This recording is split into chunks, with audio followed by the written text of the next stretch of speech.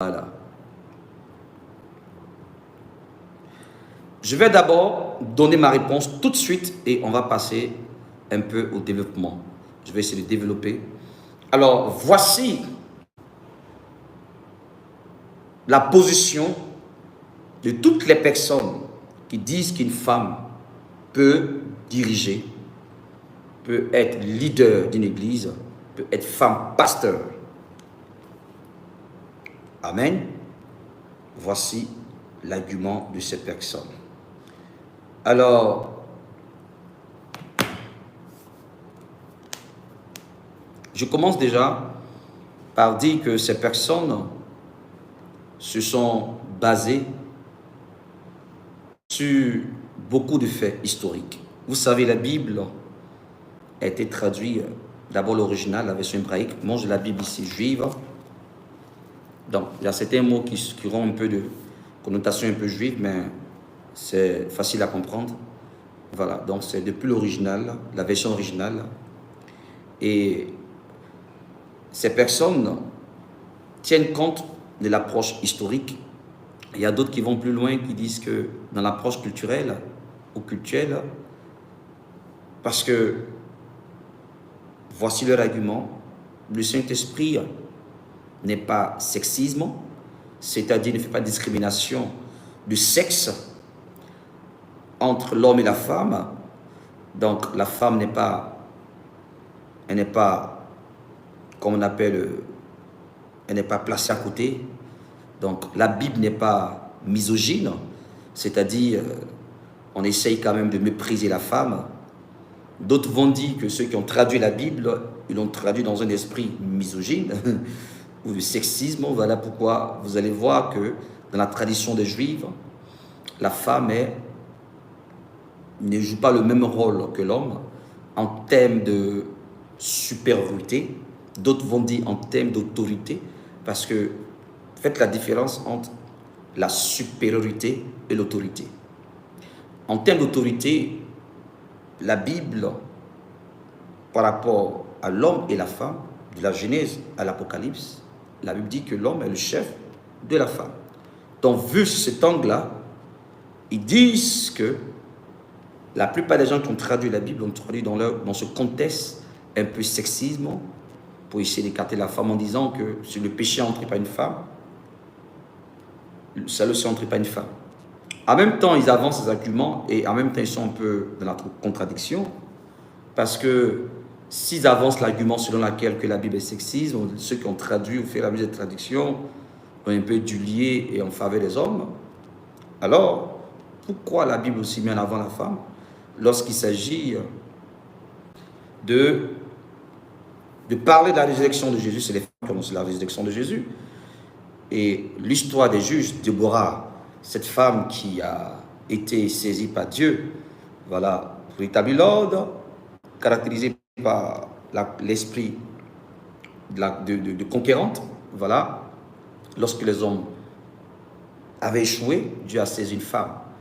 D'aucuns disent que c'était une manière circonstancielle, d'autres se focalisent sur ça pour dire, ben voilà, si Dieu a utilisé Déborah, juge, qui a dirigé hommes et femmes, donc le Dieu n'a pas changé, c'est le même esprit. Donc, et voici là aussi les versets bibliques qu'ils avancent. Dans Actes chapitre 2, verset 17 à 18, sur mes servantes et sur mes serviteurs, c'est précisé, servantes et serviteurs. Donc, servantes, ça veut dire qu'elles ne sont pas seulement servantes pour être autour des hommes, elles peuvent être servantes pour diriger. Donc, il y a beaucoup d'arguments, il y a beaucoup de personnes qui avancent des arguments et des versets bibliques. Donc, je vais d'abord dans le sens, ceux qui disent que la femme peut être pasteur. Voilà. Et voici des versets bibliques comme Romains 16. Et on va ensemble décortiquer Romains 16. Romains 16 est un chapitre, d'aucuns attribuent ça à l'apôtre Paul, d'autres disent que non, donc c'est un peu un sujet polémique. Donc, nous allons lire Romains 16. Partagez s'il vous plaît et soyez attentifs parce que je prends mon temps pour que vous me suivez attentivement. Voilà, je suis en train d'aller déjà dans le sens de ceux qui disent que la femme pasteur, une femme peut être pasteur et dirigée. Voilà. Donc, je vais dans ce sens d'abord. On lit Romains 16.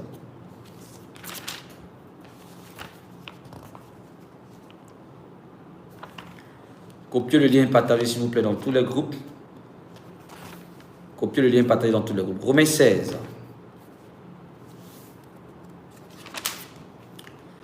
Romains 16 parle ici des femmes.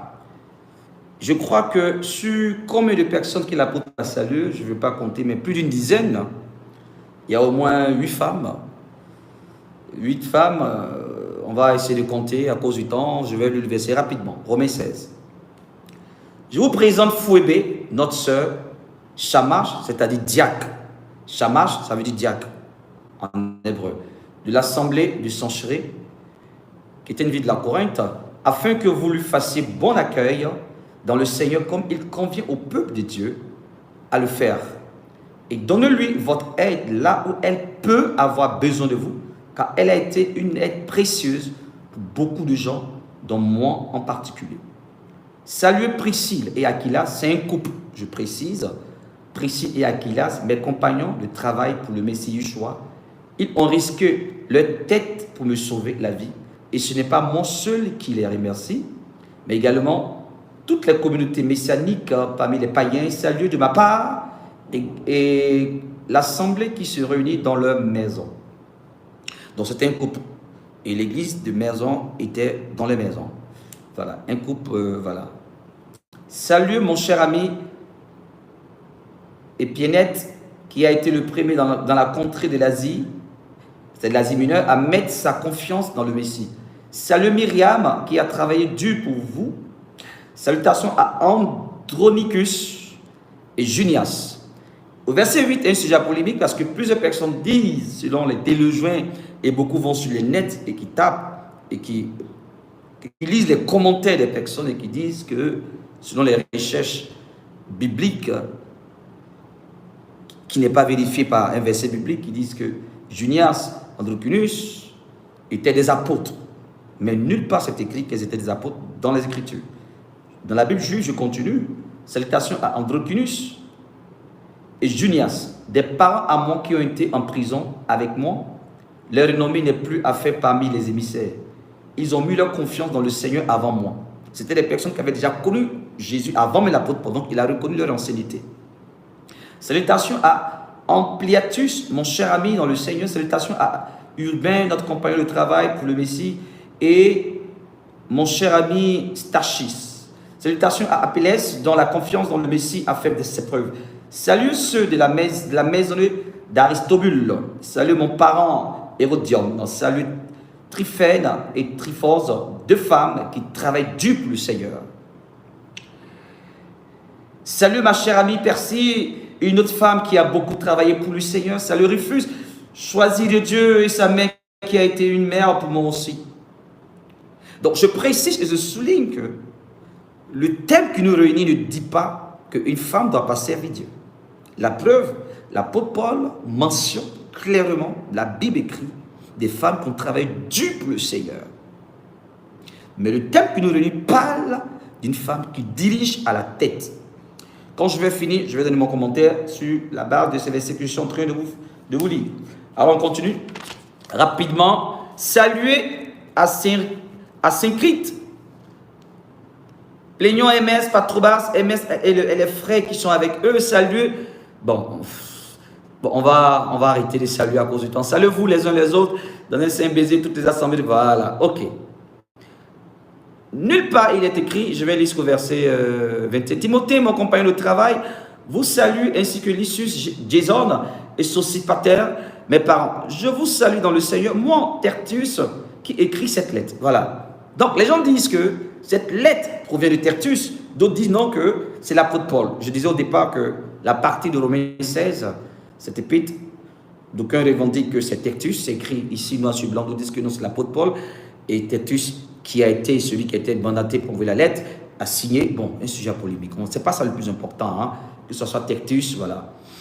Et nous continuons dans les salutations. Verset 22, je vous salue dans le Seigneur, moi Tertius qui a écrit ces lettres. Verset 23, mon hôte Gaius, de la maison duquel toute l'assemblée se réunit pour vous salue. Éraste, le trésorier de la ville, et le frère Quartus vous saluent. À Dieu qui peut vous fortifier sur la bonne bombe. Voilà. Gaius. Vous vous rappelez de Gaius, l'ancien Gaius? Pierre parlait de lui. Voilà. Alors, voici les salutations selon lesquelles l'apôtre Paul présente le travail des femmes. Et beaucoup disent ici que c'est les femmes qui étaient apôtres. Mais, ok. On va parler un peu du diaconat, parce que le diaconat aussi, a été un sujet à polémique, c'est toujours, parce que d'aucuns disent que le diaconat, l'apôtre Paul a considéré ça comme un ministère, c'est-à-dire un ministère dirigeant. Et en fonction des définitions, en fonction des traditions, des versions, ils ont réussi à enlever la valeur du diaconat. Ça, c'est le commentaire des théologiens, des historiens bibliques et tout ça. Donc, en ce qui concerne la parole de Dieu, nous allons lire 1 Timothée 3, versets 8 à 12, 13, qui parle du diaconat. Nous allons écouter. J'espère que vous me suivez. Hein? Je suis en train de placer le tableau. 1 Timothée 3. Je lis. Les chamachim, c'est-à-dire les diacres aussi, 1 Timothée 3, verset 8. Les diacres aussi doivent être des personnes qui remplissent les exigences de moralité et dont la parole est digne de confiance. Ils ne doivent pas abuser de boissons alcoolisées ou être avis de gain malhonnête. Ils doivent posséder la vérité de la loi qui fait jusque-là cachée, avec une conscience pure, qu'ils soient d'abord mis à l'épreuve et ensuite, si on n'a rien à leur reprocher, ils pourront exercer leur fonction de diacre. Pareillement, les femmes doivent être honorables, non médisantes, mais tempérées et fidèles en toutes choses. Que les diacres soient fidèles à leurs femmes et capables de les diriger, et capables de bien diriger les enfants et les maisons. Car les diacres qui servent convenablement dans leur fonction s'acquièrent un rang honorable pour eux-mêmes et une assurance dans une confiance qu'ils ont placée en Yeshua. J'espère pouvoir te rendre visite bientôt. Voilà. Donc, ici, nous voyons clairement l'apôtre Paul qui définit le ministère du diaconat. Est-ce que la Bible ne pouvait pas, parce que quand on avance l'argument selon lequel on ne présente pas un verset qui précise de manière claire le ministère d'une femme dirigeante. Alors, si la Bible a pris le temps d'expliquer un peu le ministère ou la fonction des diacres, des évêques, et ce que représentent les anciens dans le fonctionnement d'une église locale, pourquoi, je vous pose la question à vous et à toutes ces personnes qui disent que la femme peut diriger, pourquoi la Bible n'a pas présenté de manière claire comme c'est fait pour le diaconat et tout ça? Et dans le diaconat, l'apôtre Paul ne présente pas que la femme doit enseigner, mais pour l'évêque, il précise. Donc, comprenez que les commentaires, les interprétations que nous faisons n'ont rien à voir avec ce que la Bible dit. Ce qu'on appelle les dogmes. Dogme, c'est tout simplement un point de doctrine, c'est-à-dire un point de vue, un avis, établi ou regardé comme une vérité fondamentale, incontestable, dans une religion, une école philosophique. L'ensemble des dogmes d'une religion. Vous comprenez que les points de vue divers donc, et plusieurs personnes ont essayé de trouver des versets en disant mais ces versets ne sont pas clairs. Ces versets ne sont pas clairs. Et quand l'apôtre dit je ne permets pas à la femme d'enseigner de prendre la parole, Ils vont dire là, non, ça c'est une approche historique. Il y avait un problème dans l'approche contestée, dans le contexte. Ok. Il n'y a pas de souci. Je peux aller même de votre avis. Je peux aller même avec vous sur ce point-là. Mais pourquoi les écrits bibliques n'ont pas présenté un chapitre réservé spécialement à ce que la femme dirige?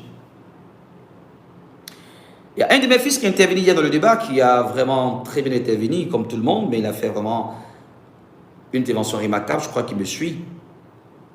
Il a dit, dans les 5 ministères, les sacerdoces, parce que ne confondez pas le sacerdoce et les ministères d'aide. Romains 12 nous parle des ministères d'aide qui sont manifestés par les dons. Donc, quand on parle de la direction, on ne va pas lire à cause du temps Romains 12. C'est des ministères d'aide qui n'ont rien à voir avec le sacerdoce. Le diaconat aussi est un ministère d'aide. Mais les diacres étaient remplis du Saint-Esprit dans la Bible. C'est des personnes qui servaient Dieu, c'est des servants de Dieu, qui manifestaient la puissance de Dieu. Dans Actes des Apôtres, on a vu des diacres remplis du Saint-Esprit. Mais nulle part il est mentionné que ces diacres-là devaient prendre autorité établie. Alors, on va parler un peu de Jésus-Christ de Nazareth qui a dit à Pierre, m'aimes-tu? Pierre, m'aimes-tu? Alors, paie mes brebis. On va expliquer ça un peu. Ne soyez pas pressés, hein? Je vais aller doucement, doucement, doucement. Et quand je vais décoller, vous allez comprendre tout à l'heure beaucoup de choses. Toutes les personnes qui... Je vous demande de partager.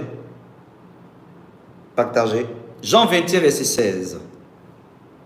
Mettez les cœurs. Partagez, mettez les cœurs. Jean 21, verset 16. Jean 21, verset 16 nous dit, Pierre, m'aimes-tu?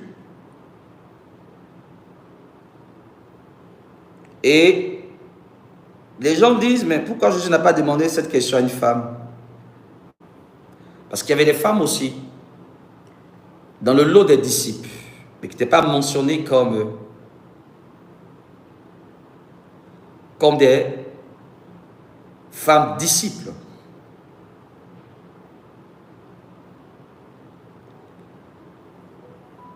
Donc, Pierre, même tu paie mes brebis, vient du mot paître. Paître, c'est-à-dire être établi, veiller sur ses brebis. Et Jésus-Christ demande la responsabilité. Est-ce que Pierre peut assumer cette responsabilité? Mais nous savons tous que le pasteur des Actes des Apôtres n'était pas Pierre, c'était Jacques. Pierre était juste, si vous voulez, celui qui était, on va dire comme ça, le précurseur, ou celui qui était l'élément déclencheur de cette nouvelle ère du christianisme qui est annoncée depuis les temps anciens. Et puisqu'il a régné Jésus, il fallait que ça passe par lui. Donc, dans l'organisation de l'église primitive, la Bible mentionne que personne ne disait que c'est bien appartenant propre, mettait tout ensemble. Et le Saint-Esprit ajoutait ce qui était sauvé. C'était le travail du Saint-Esprit. Et on mettait tout au pied des apôtres pour la répartition des biens. Actes 4:34, et vous le savez tous, l'histoire de l'église primitive. Quand on lisait tout le chapitre des Actes, si vous avez fait l'étude des Actes des apôtres, je vous demande de faire l'étude des Actes des apôtres approfondie, de comprendre l'histoire de l'église par le Saint-Esprit. Parce qu'on vous enseigne dans les écoles bibliques, instituts bibliques. Il y a beaucoup de personnes qui disent, j'ai vu sur le net. Mais écoutez, même les mystiques vont sur le net, les francs-maçons vont sur le net. Voilà, aujourd'hui, la plupart des intellectuels ont la Bible dans leur bibliothèque et dans plusieurs versions traduites. Donc, ils connaissent la Bible, mais de manière littéraire, de manière intellectuelle. La Bible déclare que l'onction vous enseignera toutes choses. Moi, ma seule question, je suis très bibliciste. C'est-à-dire, je me réfère à la parole de Dieu. Donc, répondez-moi s'il vous plaît, pourquoi, c'est ma question qui reste posée. En 1995, il est important de le souligner, j'étais étudiant dans un institut biblique, IBRA, la première promotion. Institut biblique réformé d'Abidjan, tapez sur Google, cette école existe aujourd'hui. IBRA, IBRA. C'était une école de leadership, de pasteur, et moi en tant qu'évangéliste, parce que j'ai servi Dieu comme un évangéliste, on ne pouvait pas me recevoir. J'étais recommandé par un docteur et c'était gratuit. C'était un Coréen qui était venu pour former les pasteurs. Et on était à l'internat. Après 3 ans de formation, tu avais ton certificat ou ton diplôme pastoral. Et moi, j'ai fait 3 mois. Oui, j'ai fait 3 mois parce que je ne pouvais pas. L'onction me battait à l'intérieur du pays. Voilà. Mais pendant ces 3 mois, j'ai appris beaucoup de choses. Je n'ai pas eu de diplôme. Voilà. Et j'étais le plus jeune de ma promotion et avec mes questions très pertinentes, des professeurs de renom, des pères d'une certaine sagesse, certaine connaissance biblique, étaient souvent confrontés à mes questions. Et les gens aimaient quand je posais des questions parce que ça ouvrait un débat et ça permettait aux gens d'avoir un esprit critique et on rentrait dans la profondeur. Et je me souviens comme hier, ce sujet, je l'ai soulevé devant le pasteur qui nous enseignait sur l'histoire de l'Église. Ça faisait partie d'une matière. Je lui ai dit, mais cher pasteur, professeur, dites-moi pourquoi la Bible, de manière claire, n'a pas signifié le ministère de la femme dirigeante. Faites attention. On ne dit pas la femme servante de Dieu. La femme dirigeante, ça fait 2 choses. Il a dit en réalité, la Bible n'a jamais mentionné, nulle part c'est écrit, que la femme doit diriger. Je vais être franc avec toi. Alors je lui pose la question, pourquoi nous voyons toutes ces choses-là? Et il m'a dit, on va se référer un peu à l'histoire de l'Église, on verra ce sujet. Par rapport, depuis l'Église primitive, depuis l'an 70, l'Église qui a connu la mort spirituelle, cette grande persécution, où chacun s'est retrouvé dans des coins différents. Et elle a traversé les époques jusqu'à la période des croisés, avant la croisée, parce que l'Empire romain dominait en cette période-là. Il y avait plusieurs puissances qui ont dominé le monde. Et la première puissance, c'est l'Égypte. La deuxième, c'est Babylone. La troisième, c'est Rome. Et jusqu'à aujourd'hui. Donc, comprenez que pendant toute cette période où le christianisme annonce, Jésus-Christ de Nazareth annonce une persécution, l'apôtre Paul, saisi par l'esprit, pense que Jésus-Christ viendra tout de suite. Parce que lui, quand vous lisez ses écrits, il savait avec engouement comme si l'enlèvement allait être maintenant. Parce qu'il a compris la persécution comme le jugement dernier.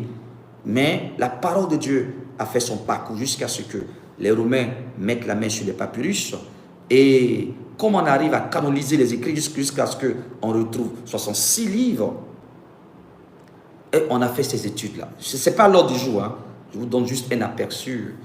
On a fait ces études-là.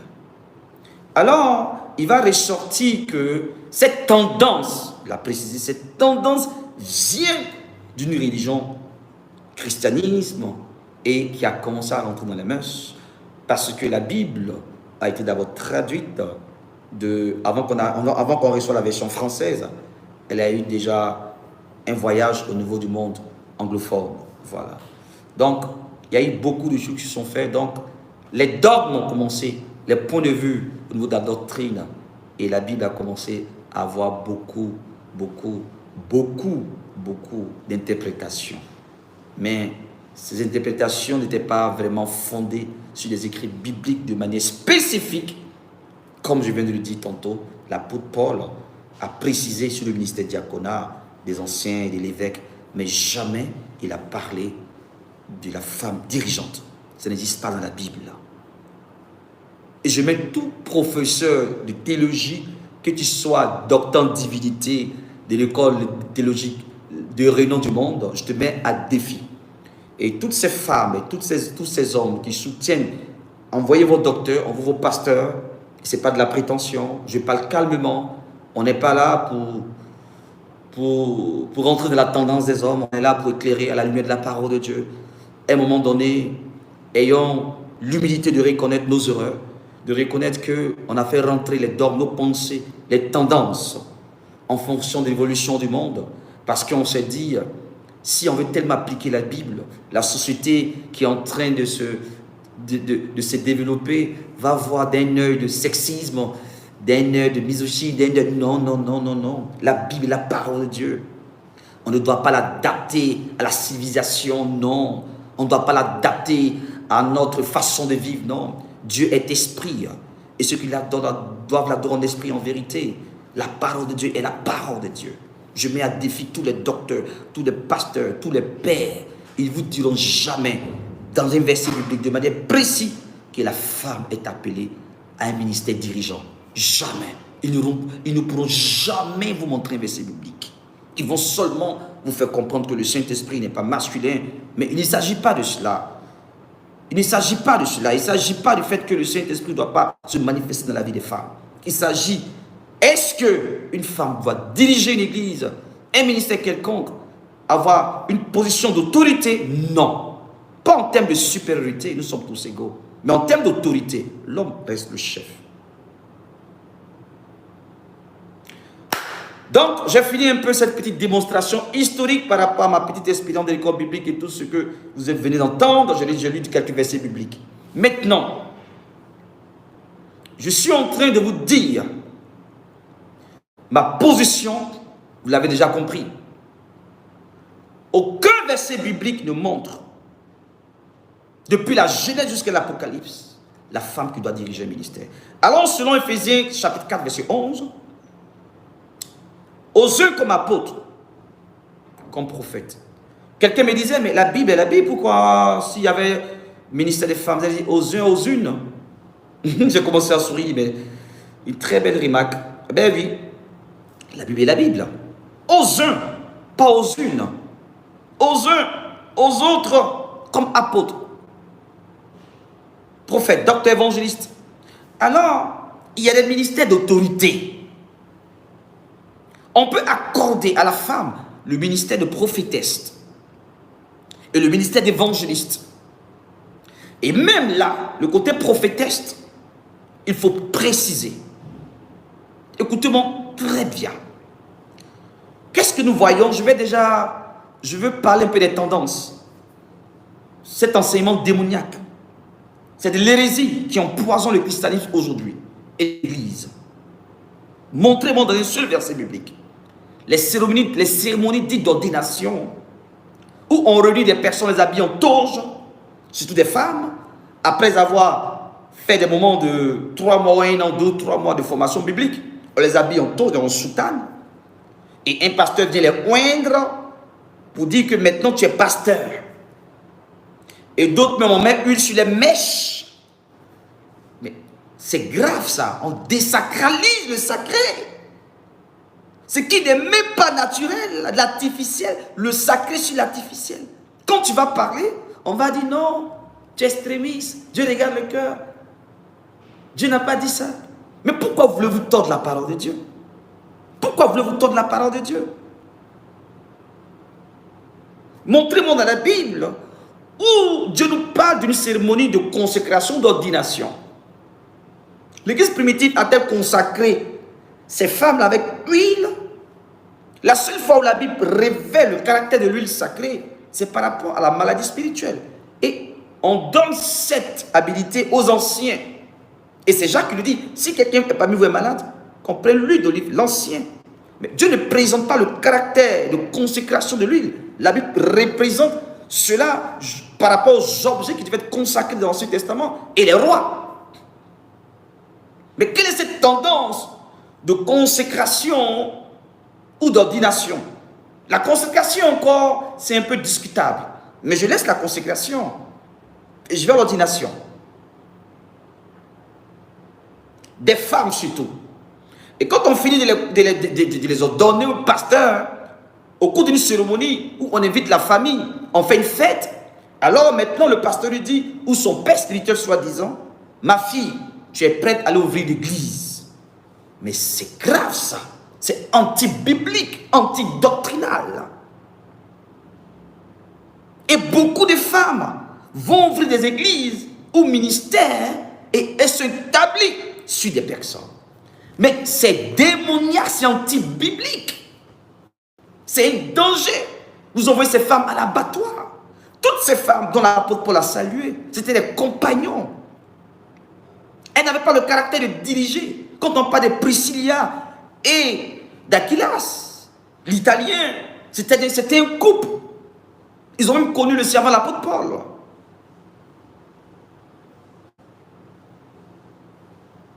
Lisez Actes, le verset, chapitre 18, verset 26. Vous allez comprendre. Mais nulle part, il est écrit qu'une femme dirige. Pourquoi il y a eu les églises de maison? Voici aussi une doctrine démoniaque sur le net, où des personnes frustrées des assemblées ont décidé de ne plus avoir accès, ne plus participer à une église quelconque, parce qu'ils sont frustrés. Alors ils décident de se retrouver entre frères et sœurs, et ils prient chez eux à la maison. Ils prennent ce verset-là, hors contexte, pour dire les églises de maison. Mais comprenez, voilà pourquoi je dis toujours, quand vous méditez la Bible, étudiez ce que j'appelle l'herméneutique, l'homilétique, l'exégèse. Tous ces trois facteurs vous permettent d'avoir une visibilité large de la compréhension des écrits, et cela tient compte de l'approche historique, l'approche sociale, l'approche contextuelle. Mais si vous ne voulez pas vous faire enseigner, vous allez prendre ces versets bibliques hors contexte pour dire, excusez-moi pour l'expression, de l'hérésie. C'était une période de grande persécution. Il y a des moments où ils se retrouvaient dans la synagogue. Dans Actes, le chapitre 20, ils avaient des lieux de prière. Où un jeune est tombé du 3e étage. C'était un lieu de prière. Où j'ai entendu le Saint-Esprit. Une chambre dans un endroit. Pas dans la maison de quelqu'un. C'était la période où le christianisme était en train de se développer. Le Seigneur était en train d'agir avec efficacité. Et là, il y avait un conflit entre les Juifs et les non-Juifs. Parce que Pierre était limité dans sa vision. Quand bien même que Jésus lui donne la révélation dans Acte 10 par rapport à Corneille, il ne comprend pas. Il va à Joppé. Donc comprenez que c'était compliqué pour Pierre de comprendre que l'évangile était réservé aux païens. Parce qu'il était fermé. Or pourtant Jésus lui avait dit, en Jérusalem, en Samarie, en Judée, jusqu'aux extrémités de la terre, il n'a pas compris. Il a entendu, il n'a pas compris. Donc comprenez que la Bible, c'est par révélation, par l'esprit. Ne restez pas de manière superficielle pour comprendre la parole de Dieu. Tenez compte de tous ces facteurs pour avoir une visibilité profonde des écrits. C'est pour cela, remarquez ces femmes dirigeantes. Vous allez comprendre que non seulement elles sont limitées, et la plupart qui sont prophétesses, qui manifestent le don de prophétie. Le don de prophétie ne fait pas de toi forcément une prophétesse. Parce qu'une prophétesse a pour rôle de conduire un mouvement de réveil, de bâtir, d'enseigner, parce que le prophète connaît la révélation de la parole de Dieu. C'est un ministère qui se découvre au fil du temps. Oui. C'est pas qui veut, c'est pas qui. L'apôtre Paul dit, beaucoup ont servi Dieu par envie. C'est pas par envie on sait Dieu, c'est par vocation. Et la plupart de ces femmes, beaucoup sont des évangélistes. Et comme c'est une tendance de prophétesse, elles se font appeler prophétesses. Parce qu'elles ont le don de la parole de connaissance. Parce qu'elles ont le don de la prophétie. Parce qu'elles ont le don de miracles, de déblocage. Mais c'est un don spirituel même qui est pour les chrétiens. C'est pour tout le monde, tous ceux qui font profession de Jésus-Christ. Donc ce n'est pas parce que tu manifestes le don de la parole de connaissance, quand tu fais un songe, tu parles aux gens, c'est réaliste, tout de suite tu es prophétesse. Mais être prophétesse, est-ce que cela te permet d'aller créer une église, pour ne pas dire créer un ministère, jusqu'à diriger des hommes et des femmes? Quelle est l'autorité que tu as reçue de Dieu à la lumière de la parole? C'est mon daddy qui m'a consacré. C'est mon papa qui m'a consacré. Et puis voilà le désordre dans les églises. Et on va dire non, mais chez les protestants, il y a femmes pasteurs. Mais nous ne sommes pas dans, excusez-moi pour l'expression, ce n'est pas l'œcuménisme, s'il vous plaît. Ce n'est pas pour vous choquer. Moi, je suis bibliciste. Dis à un protestant méthodiste qu'on ne partage pas la même doctrine, ça ne veut pas dire que c'est mon ennemi. Dis à un catholique qu'on ne partage pas la même doctrine, qu'on ne prie pas le même Dieu, ça ne veut pas dire que c'est mon ennemi. Ne mélangez pas les relations humaines, la sociabilité, la doctrine de Jésus, qui est liée à notre salut, à notre âme. Moi, je ne joue pas avec cela. Dis même un musulman qu'on ne prie pas le même Dieu, ça ne veut pas dire que c'est mon ennemi. C'est un être humain, c'est mon semblable, je dois l'aimer. Vivre ensemble, l'indifférence, la sociabilité, c'est ça. Mais si on va sur le terrain de la spiritualité, de la croyance, on ne prie pas le même Dieu. Tenir ce genre de langage, est-ce que ça fait de toi quelqu'un qui juge, qui condamne? Non, s'il vous plaît. Dépassons le débat. Dépassons le débat. Christianisme, pour ne pas dire religieux, parce que moi je ne suis pas un religieux. Voilà pourquoi beaucoup tombent dans la mort spirituelle. La vérité est là. La question que je vous pose, toutes ces femmes alors, ou la question qu'on m'a posée, donc si elles ne servent pas sur le mandat de Dieu, Matthieu 7 le dit, parce qu'hier on a eu ce débat, mais ça va s'appliquer à ces personnes. Ce ne seront pas tous ceux qui ont dit Seigneur, Seigneur, en mon nom qui ont fait beaucoup de miracles. Moi, en 80, comment on appelle, en 94, avec un frère, je reçois la révélation de Matthieu 7, 21, 23. Je pleure comme ça. Et lui, il a reçu cette révélation depuis, il a fait un document, une américaine, je ne sais plus, en 78, mais combien, et puis il a photocopié ça. Quand je viens partager avec lui, le frère Hervé, il me dit, voici le document. Mais c'était fort en 94, sous un âme à Port-Boué, on parlait de Matthieu 7, 21 à 23. Écoutez-moi très bien. Et c'était titré, Dieu parle à l'homme qui veut écouter. Mais c'était fort. Il n'y avait pas d'internet en ce moment. Il n'y avait pas de cellulaire. Nous sommes en 94, s'il vous plaît. Ce dont je me rappelle, dans le récit de cette femme qui a reçu la prophétie depuis des années, depuis 1978, elle dit, l'Éternel parle à son église. Beaucoup vont à mon nom, mais je ne les ai jamais envoyés. Beaucoup font des programmes à mon nom, mais ce n'est pas moi qui les ai envoyés. Beaucoup font ça à mon nom. Cependant, parmi ces personnes, il y a d'autres que j'ai appelés, mais ils n'ont pas suivi mon mandat. Il y a d'autres que j'ai appelés. Ils ne sont pas restés pour écouter mes instructions. Il y a d'autres que j'ai appelés. Ils se sont envoyés eux-mêmes. Il y a d'autres que j'ai appelés. Ils n'ont pas laissé le temps, mon Dieu, les former, les briser, les préparer. Et là, il ne parle même pas des femmes, pas de tout le monde. Et à la fin, il dit Satan va utiliser beaucoup la femme dans ces temps de la fin pour envoyer beaucoup en erreur. De cette même manière, le Saint-Esprit aussi utilisera beaucoup la femme pour susciter le réveil. Donc ça veut dire quoi? Satan sait que la femme est un élément déclencheur. Je l'ai dit à Worship Lord Acte 2, une génération d'armée des dieux. Le Saint-Esprit a développé, vous avez pour ceux qui ont suivi, comment la femme est un pion essentiel pour le réveil. Mais cela ne veut pas dire qu'elle appelle à diriger. Une femme doit servir Dieu autour des noms de Dieu, autour des hommes. Jésus est assisté des femmes autour de lui, pas des femmes dirigeantes. L'apôtre Paul aussi, des compagnons autour de lui. Jamais dans la Bible on a vu des femmes dirigées, des femmes prendre le dessus. Donc on peut les accorder le ministère qui ne révèle pas d'un ministère d'autorité, l'évangéliste. Parce que l'évangéliste, il est dehors, il doit prêcher. On peut organiser un programme où la femme vient prêcher, libérer la grâce, le don qu'elle manifeste. Organiser des mouvements, oui. Mais faire un ministère d'église où tu es établi sur des gens, c'est anti-biblique, maman. Maman, sauve ton âme. Beaucoup de femmes ont goûté ce que j'appelle les honneurs du sacerdoce. On les appelle maman pasteur, maman prophétesse. Elles sont établies sur des trônes. C'est un danger. Et quand tu sors du programme de Dieu, laisse-moi te dire, ce n'est plus le Saint-Esprit qui vient, parce que le Saint-Esprit ne peut pas se dissocier de sa parole. Matthieu 22, 29 le dit, vous êtes dans l'erreur, parce que vous ne comprenez ni les Écritures, ni la puissance de Dieu. Il faut comprendre le sens des Écritures et comprendre la puissance de Dieu. Si tu as compris les Écritures, tu vas comprendre comment l'Esprit se manifeste. Mais tu ne peux pas les séparer. Oh, Dieu m'utilise, et les voici. Je prophétise. Oh, Dieu me parle.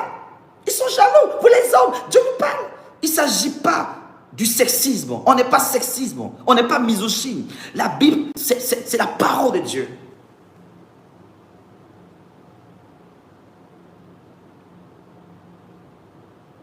Quand une femme est mariée, et même si elle a reçu la vision, son mari qui a appelé le pasteur est le chef de l'église. Elle-même l'a reçu la vision. Parce que Dieu peut donner la vision à la femme, mais ne veut pas dire que c'est toi qui as accompli la vision. Et ensuite appeler son mari. Il y a des cas comme ça que je connais. Où la femme prophétesse, et son mari qui est pasteur établi, elle est sous son mari. Si son mari n'est plus, qu'il meurt, elle demande la permission à Dieu.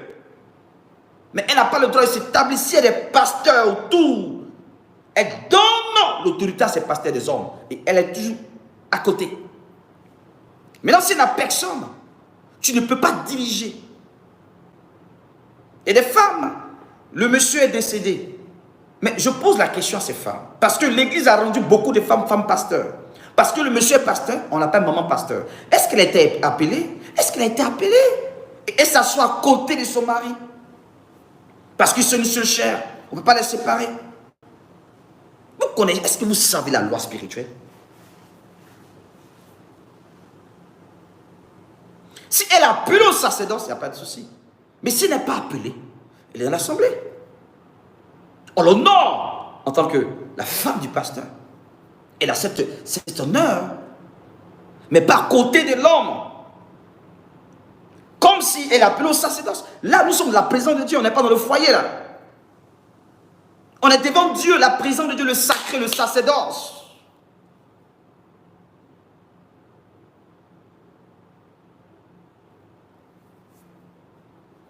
Si tu es une femme pasteur, je suis sûr que si tu es sincère, tu me diras, Dieu m'a parlé, mais il ne t'a jamais dit de diriger. Il ne t'a jamais dit. La plupart des personnes que j'écoute, Jésus s'est révélé à moi, il m'a donné un verset biblique, par moi de connaissance un peu péri. Mais ça veut dire que tu dois faire ministère pour t'établir sur des gens. J'ai fait des programmes de guérison du monde. Mais l'onction va attirer, le don qu'il t'a donné là, ça va attirer le monde. Les gens ont faim. Les gens souffrent. Les gens ont besoin de révélation, de savoir leur avenir. Le monde est difficile. Donc, si Dieu te parle, il y a ma propre soeur. Ça ne fait même pas 2 ans, l'onction est tombée sur sa vie. Guérison, miracle, elle parle sur la vie des gens. Il n'y a même pas 2 ans. Or, je l'ai poursuivi pour qu'elle accepte Jésus. Je lui ai dit, toi, tu vas servir Dieu. Pour ceux qui étaient à Worship Lord, vous écoutez son témoignage. Du monde, partout, on l'appelle de partout. Mais je lui ai dit, je n'ai pas appelé à faire église, ni ministère. Fais attention. Ma propre soeur, hein? Prie pour des gens partout dans le monde, guérison, délivrance. Donc, ne mélangez pas le don, manifestation et l'appel sacerdotal. Si Dieu t'appelle en tant que prophétesse, tu vas découvrir ce ministère au fur et à mesure. Il va te permettre de travailler au pied d'un homme, autour d'un homme. Tu feras des organisations, de programmes de mouvement pour manifester. Parce que, pourquoi aujourd'hui, la plupart des femmes vont créer église? Parce qu'on les étouffe dans les assemblées des églises. Voici aussi une vérité. Il y a un problème de leadership. Parce qu'un vrai leader a pour fardeau de voir ses enfants être plus loin que lui. C'est ça un vrai leader. Mais s'il y a une concurrence, le père, concurrence, c'est que tu n'es pas un vrai père, mon ami. Voilà pourquoi beaucoup de personnes se proclament père, ma fille, ma fille. Et on force, on impose la paternité, ce désordre des églises. Qui vous a dit que la paternité s'impose? D'autres vont même acheter le mentorat. Parce qu'on cherche un homme qui est connu, on va sous son mentorat. Daddy, je te prends comme mentor. Voici une offrande. Et on fait un programme d'ordination. On te donne évêque. Voici des femmes, on les a ordonnées évêques. Archevêques. Elles vont au Nigeria. Elles voient des hommes de Dieu connus. Elles payent des millions. On les met dans un réseau. Vous allez rendre compte à Dieu. Hein? C'est le Saint-Esprit qui vous a fait tout ça. Tout ça à cause de la mystification. Tout ça à cause de l'honneur des hommes. C'est ce que la Bible vous a dit. La société est beaucoup dans le regard de l'apparence. Et Satan vous a eu, vous êtes rentré dans ce piège. Pour avoir l'honneur des hommes de la société. Pour être encore plus crédible. Alors il faut s'attacher à une personne connue, qui a une visibilité. Vous cherchez quoi? Vous avez déjà eu votre gloire. L'apôtre Paul a dit, si je cherchais à plaire aux hommes, je ne serais point serviteur de Dieu. Je ne serai point serviteur de Dieu. Montrez-moi dans la Bible tout ce que je suis en train de dire là. Vos histoires, vos tendances de archibishop, de consécration, il y a épée jusqu'à ça devient un sujet à polémique dans l'église de Côte d'Ivoire, ça fait pitié. Pendant que les païens souffrent, pendant que les gens souffrent, on allait prêcher l'évangile, on se discute sur épée. Épée qui appartient aux francs-maçons, on se discute dessus. Où est l'explication biblique qui dit qu'on doit prendre épée pour montrer? Mais si vous voulez être de l'autre côté, soyez de l'autre côté. Montrez-moi dans la Bible où Jésus a consacré ses disciples. Il a dit, voici l'épée. L'épée dont la Bible parle, c'est spirituel. Pourquoi voulez-vous matérialiser par des symbolismes? Le symbolisme est plus utilisé dans les loges mystiques, dans les obédiences. Le symbolisme, là, ça brise la doctrine de Jésus sur l'adoration. Jean 4, verset 24. Écoutez très bien. Je mets tout le monde à défi. Quand on parle comme ça, des chrétiens superficiels, remplis d'émotions, sans connaissance, fanatiques des hommes, vont sortir de leur réserve pour dire, oh, t'es jaloux, oh, qu'est-ce que tu as réalisé, oh, qu'est-ce que tu as fait. Au lieu de regarder le contenu, on regarde dans des considérations. Parce que pour vous, être un homme de Dieu, c'est faire des grandes réalisations. Et je dis toujours à des gens, la souffrance de quelqu'un, la souffrance de son passé ou de sa réussite, la souffrance de son passé, la souffrance d'une personne qui a réussi ne justifie pas que cette souffrance était de Dieu. Ne justifie pas que sa réussite est une réussite de Dieu. Parce que même Satan, souvent te demande de te priver de certains plaisirs confort pour participer avec lui. Demandons aux mystiques. Et les mystiques, ils gênent plus que toi. Ils se privent de la chasteté que toi. Ils ne boivent pas, ils ne fument pas. Parce qu'il y a des entités spirituelles qui demandent ça pour des rituels. C'est pour ça, faites attention. Et le discernement. Ce n'est pas toutes les personnes qui ont connu la souffrance de vie que leur réussite est une réussite sainte ou venant de Dieu. Que celui qui a les oreilles comprenne ce que l'Esprit dit. Donc, je reviens sur ce sujet pour vous dire. Tout ce que vous voyez là, c'est du folklore religieux. C'est-à-dire que ça n'a rien à voir avec la parole de Dieu. C'est du syncrétisme. On mélange les choses sacrées au fétichisme, à tout ce qui est. Ce n'est pas biblique. Pourquoi on ne veut pas être simple? Pourquoi on ne veut pas être simple? Pourquoi on ne veut pas suivre la Bible? Or, Actes des Apôtres nous dit, ne déplacez pas les bonnes anciennes composées nos pères. Pourquoi on ne veut pas marcher dans les traces? Pourquoi aujourd'hui il y a cette tendance-là de beaucoup de symbolisme? Et voilà des chrétiens superficiels qui n'ont aucune connaissance. Non, c'est du prophétique. C'est du prophétique. Mais quel prophétique qui n'est pas lié à la parole de Dieu? Quel prophétique qui n'est pas lié à la parole de Dieu? Femme, l'onction de Dieu est prête à se manifester dans ta vie. Dieu veut utiliser les femmes. Mais s'il vous plaît, ne faites pas l'erreur de sortir de la volonté de Dieu. Si tu es sincère avec moi, tu diras, quand Dieu s'est révélé à moi, il ne m'a jamais dit de créer église. Il ne t'a jamais dit ça. Il ne t'a jamais dit d'être établi sur des gens. Il ne t'a jamais dit de faire ministère. Plusieurs sont sortis des églises parce qu'on vous a étouffé. Plusieurs sont sortis par jalousie. Et tous ceux qui ont cru en vos dons sont sortis avec vous. Est-ce que ça veut dire que vous devez faire église? Et on s'assoit à ministère de feu, ministère du royaume de la puissance du temps, de résurrection du temps. On fait statut de remède intérieur, on loue ça. En France, elles sont pleines comme ça. Quand je commençais mes missions maintenant européennes, beaucoup venaient pour recevoir des enseignements. Et quand je leur posais des questions, elles n'arrivaient pas à me répondre. Aujourd'hui, beaucoup ne veulent même plus. Elles se cachent, me suivent.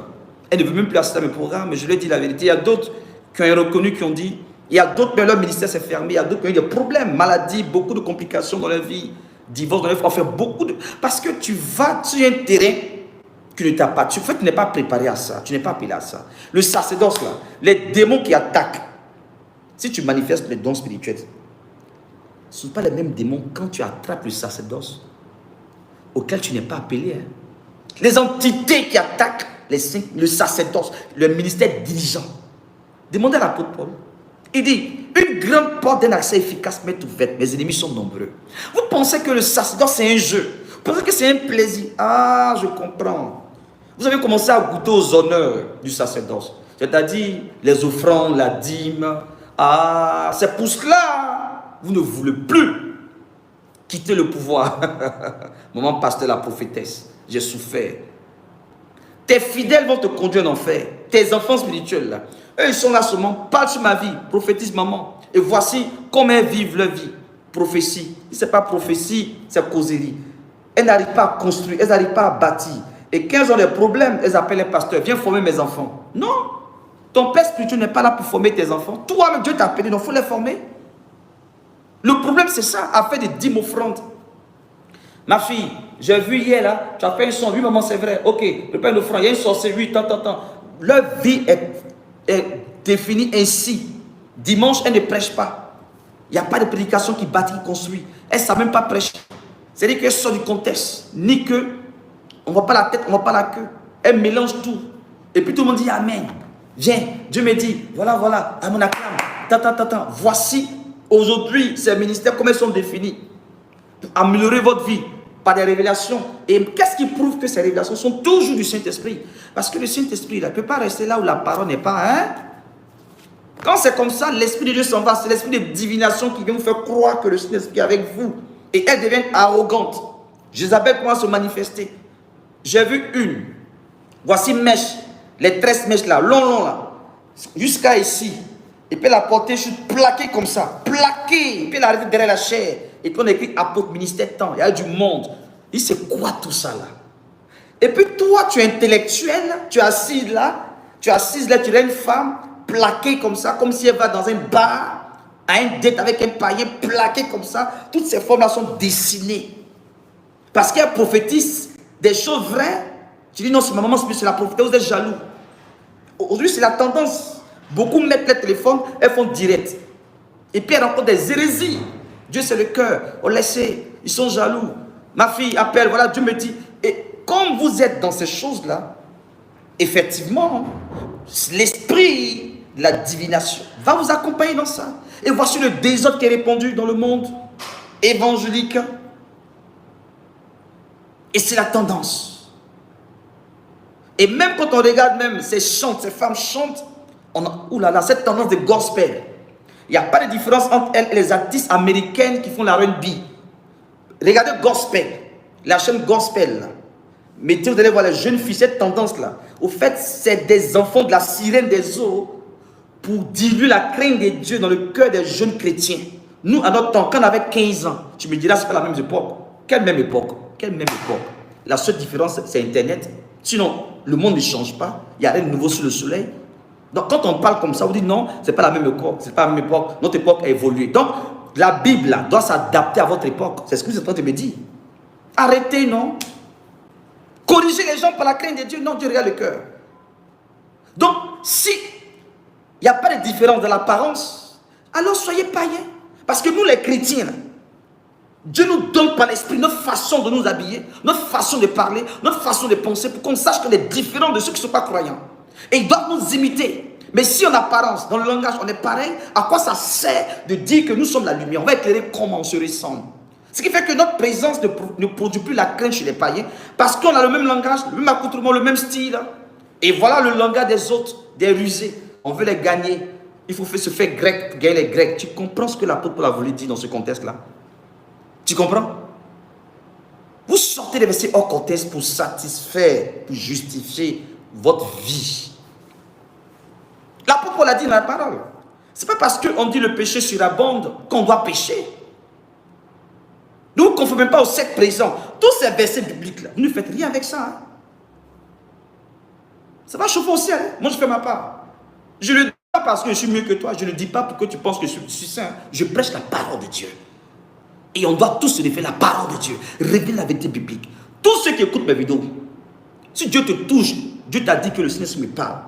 Ce n'est pas parce qu'aujourd'hui, je donne mon point de vue biblique que tu vas dire c'est pour le Saint-Esprit. Parce que vous, on vous connaît. Une fois qu'on touche quelque chose qui ne va pas dans votre sens, c'est fini. Tu es là, tu m'écoutes, peut-être même en différé dans le secret. Tu es une femme. Ta mère spirituelle est femme pasteur. Elle a un ministère. Vous êtes ensemble. Ce qui est faisable, quand une femme fait un ministère, c'est entre vous les femmes. Faites des mouvements, priez, faites des programmes. Mais ne venez pas créer église, être établi ministère. Que tu ne pries pas dimanche, que tu pries bien, peu importe. Une fois que tu es établi sur des gens Tu reçois 10 offrandes, tu es comme le maître spirituel établi sur eux, tu les perds. Pète là. On a lu ça dans Jean. Pète mes bébés. C'est-à-dire pète. Il faut t'établir sur eux. Ce n'est pas biblique. Tu n'as pas l'autorité. Le ministère des dirigeants, c'est anti-biblique. Dieu n'a pas donné ça aux femmes dans la Bible. Mais elles peuvent servir Dieu. En tant qu'évangéliste et prophétesse, pas dans le sens d'être établi, au risque de me répéter. Je suis à la fin de cette vidéo. Peut-être que ce que je dis ne va pas dans ton sens. Donne ton point de vue contradictoire en commentaire. C'est un débat. Je me ferai le plaisir de vous répondre. Et j'ai dit, dites à vos pasteurs, à vos femmes, maman pasteur ou prophétesse, établis sur vous de revenir dans ce direct-là et donner des versets contradictoires. Et je vais revenir faire une troisième partie et expliquer votre propre verset. Votre propre verset biblique, là, emmenez-moi ça. Et ensemble, à la lumière de la parole, on verra. Parce que ça ne sert à rien de prendre des versets hors contexte. Je n'ai pas voulu prendre tout, il y a tous les versets. Je n'ai pas le temps. Ce n'est pas une conférence où j'ai 3 heures pour développer. C'est une vidéo directe sur YouTube, j'ai au moins 1 heure. J'ai trop même, ça fait 1 minute, 2 minutes. 1 heure, 2 minutes. Il me reste 5 minutes pour clôturer. Donc, toutes les personnes qui ne sont pas d'accord avec ce que je dis, parce que je ne te demande pas d'être d'accord avec moi, c'est la parole de Dieu. Donc, envoie des versets contradictoires. Sans haine, sans colère, parce que je ne te déteste pas. On n'est pas ennemis. Il s'agit de la parole de Dieu. D'accord? Et puis, quand je vais lire les commentaires, là, toi qui vas prendre son différé, on va débattre. On va débattre. Il y a eu des femmes qui n'ont pas été appelées. Le mari est décédé. Et puis, il n'y a pas eu un second. Elle a prié Dieu. Moi, je ne peux pas diriger. Aller dans les églises prier. Ou on fait une cellule. Moi, je ne peux pas diriger. Si vous ne voulez pas, moi, je ne peux pas être sur vous. Voilà. Elle s'est désengagée. Elle peut pour son salut en tant que veuve. Mais toi, tu es veuve de pasteur. Ton mari n'est plus et tu vas, tu établis sur l'œuvre. Tu continues. C'est Dieu qui t'a dit ça. Veuve, pasteur. J'ai fini de parler de la part du Saint-Esprit. Je pense, toute modestie mise à part, venez avec vos versets contradictoires pour dire qu'une femme peut être établie. Parce que, remarquez, elles sont beaucoup arrogantes. Parce que quand tu n'es pas à ta place, tu veux prendre la place qui n'est pas ta place, il y a l'arrogance, il y a l'orgueil. Et quand elle se présente, je suis la servante de Dieu tant. Je suis la servante prophétesse tant. Adassa, Déborah, les noms bibliques là, elles aiment ça. Je vous dis la vérité. Un jour j'intercédais, Dieu m'a dit, tu vois, la plupart de ces prophétesses là, beaucoup ont laissé l'esprit de divination les influencer. Mais il y a d'autres qui ne sont pas prophétesses, qui sont évangélistes. Parce que quand tu les regardes, elles font lui des évangélistes. C'est pas une prophétesse. Vous savez ce qu'on appelle monsieur prophétesse ou prophète? Je vais faire un direct spécialement pour ça un jour. Ça va aider. Alors, si tu es mélangé, parce que toi-même tu avais des pressentiments, ton pasteur ou bien un daddy, quelqu'un t'a mis dit ont fait fête. Et puis il a dit, va faire ministère. Mais tu vois que ça ne va pas. Tu as écouté ce message. Le Saint-Esprit est en train de te parler. Voici ma main d'association. Écris-moi sur ce WhatsApp que je donne maintenant. Ensemble, le Saint-Esprit va t'aider. 00 225 05 05 12 34 90. 05 00 225 05 05 12 34 90. Je vais lire quelques commentaires avant qu'on se quitte. Arbi, merci of Lord. Oh, c'est le nom de Facebook. YouTube que tu as, je lis ton commentaire. Seigneur, prends pitié de nos soeurs, de nos mamans. Femmes, ressaisis-toi tant qu'il est encore temps. Gloire à Dieu. Merci, papa, c'est fort. Quand le prophète, bon. Voilà. Donc, je ne suis pas ici pour me présenter comme celui qui maîtrise la parole de Dieu ou le donneur de leçons. Non, non, non, non. Venez donner vos versets contradictoires. On verra la lumière de la parole de Dieu. Sinon, il n'est pas encore tard. Sors de ce piège et recherche ton salut. Surtout, travaille pour ton salut. C'est très important. Très important. Le salut, avant tout. Hein? Parce qu'au ciel, c'est pas, Seigneur, il y a eu 100 millions de vues sur Facebook, YouTube. On m'appelait la prophétesse extraordinaire. J'étais avec les grands hommes de Dieu. Je parlais au chef d'État. Vos palabres de personne, là, le ciel ne reconnaît pas ça. Satan même se moque de vous. La réalité est là.